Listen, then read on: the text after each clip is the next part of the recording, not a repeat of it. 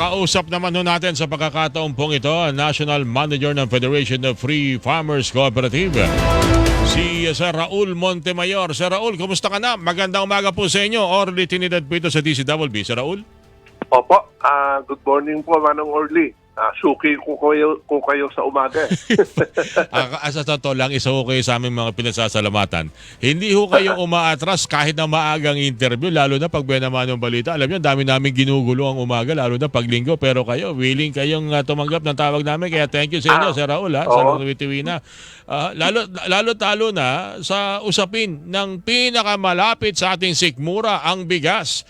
Kumusta ho ba ngayon ng local production? Lalo na ho, nagdadatingan na ho yung mga imported na bigas, bagamat sa ilang mga lugar, dahil nag-uulan ho ngayon, alam mo natin kahit na sino tanungin natin mga local rice trader, pag ganito ang panahon, ayaw maglabas ng bigas sa bodega. Mahirap na, baka mabasa eh. But nevertheless, kumusta po ang ating mga local rice production sa pagkakataong ito, Sir Raul?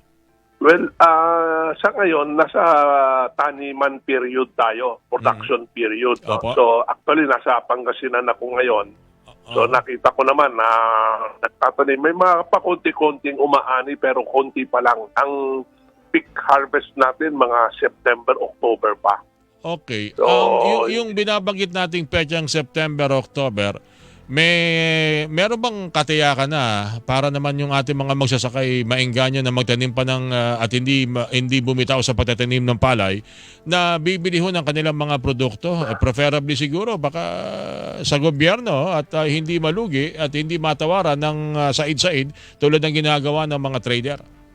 Actually, yun po ang pangamba ng mga magsasaka ngayon dahil dun sa pagbaba ng taripa to 15%.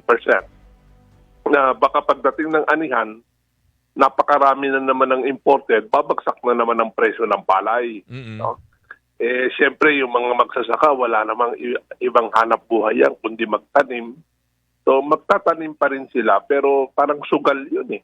Dahil hindi nila alam pagdating ng ani ng September, October, magkano presyo ng kanilang palay. May binabanggit ang Department of Agriculture na kung kinakailangan bibili ng DA yung kanilang mga ani. Hindi po rin kakayanin dahil sa budget ng NFA ngayon, yung 9 billion, no? Ang kaya nilang bilhin ay mga 3% lang ng ani. Sa bagay. Kasi malaki.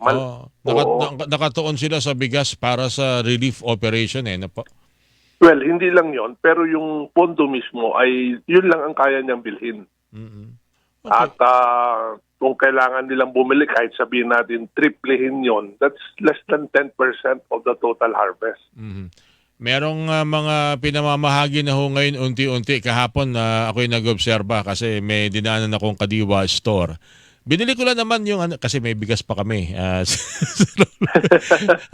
Alam mo, bili ko ng bigas tuwing katapusan sa kakinsenas hindi pa naman kinsenas, bukas.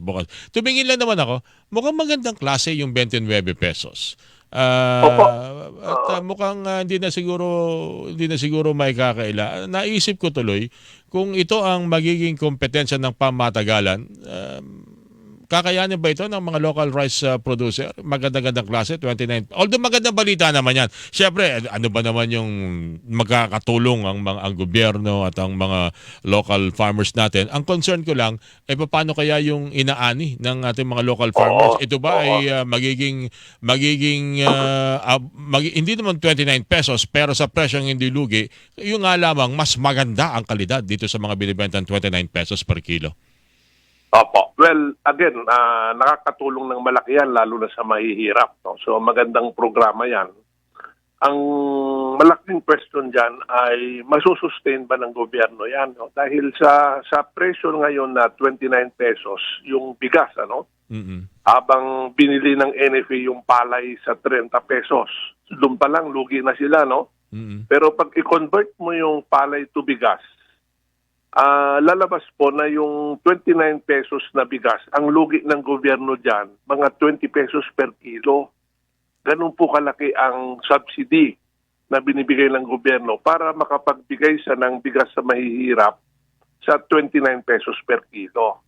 So again, paano kahaba ang PC ng gobyerno kung 20 pesos per kilo ang nalulugi sa kanya? No?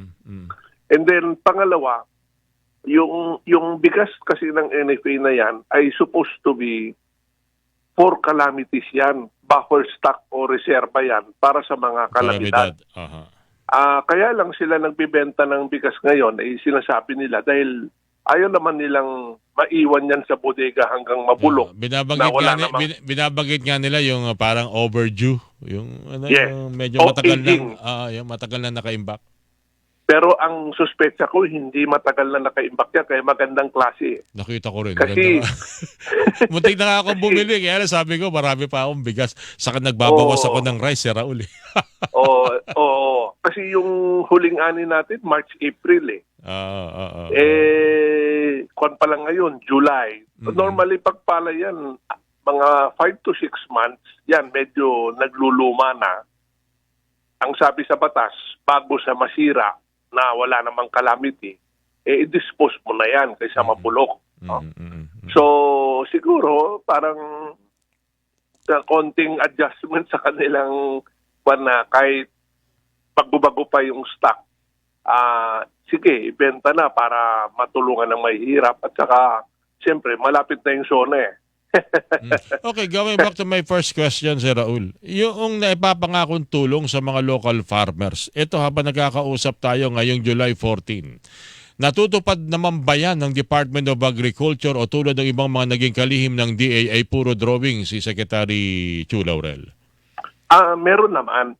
Meron naman silang binibigay na tulong sa abono, sa similya, sa binhi, at mechanization, no?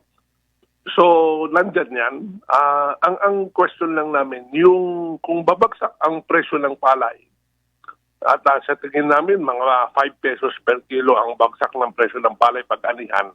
Yung lugi ng farmer sa pagbagsak ng presyo ng palay, mas malaki pa kaysa natatanggap nilang tulong sa gobyerno.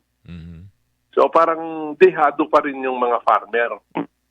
Dahil sa pagbagsak ng presyo. Kaya kung tatanungin mo yung ibang farmers, sabi nila, kahit hindi na ka mabigyan ng subsidy, bigyan na lang kami ng magandang presyo sa aming palay. Ganun po ang sentiment nila eh. Yung nga po kaya nga nabanggit ko kanina yan, talagang yung pa rin kung magkano bibilin yung kanilang palay.